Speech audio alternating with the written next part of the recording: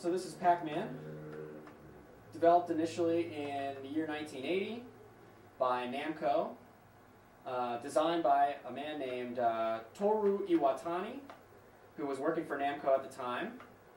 He claims, well, there are several myths or rumors or unsubstantiated claims about where the name Pac-Man comes from.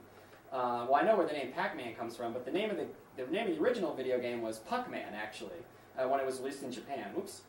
But when it was imported to the United States, the American marketing team at Namco thought that American consumers, especially teenagers in arcades, would have a little too much fun with the name Puck-Man and vandalize machines to obviously place obscenities on the game. So they changed the name to Pac-Man. But the name Puck-Man in Japan comes from several different sources. First of all, Toru Iwatani claims that the character of Pac-Man was partially inspired by his eating a pizza one night and removing a single slice, and seeing the shape of a pizza with a single slice removed inspired this character.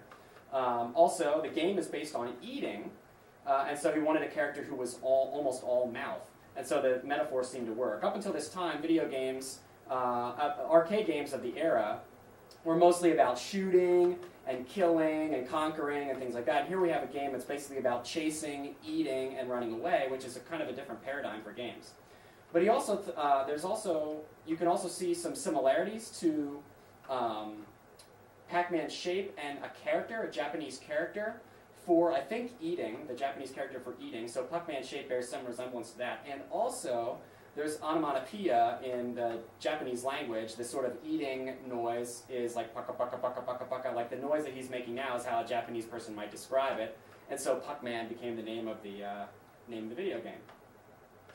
And it's one of my favorites. I keep it in my drawer all the time in case I need a visual example for something for class if I'm lecturing on video game studies or games that day. That's what I say anyway. I also just like to have it in my desk in case of emergencies. And that's Pac-Man.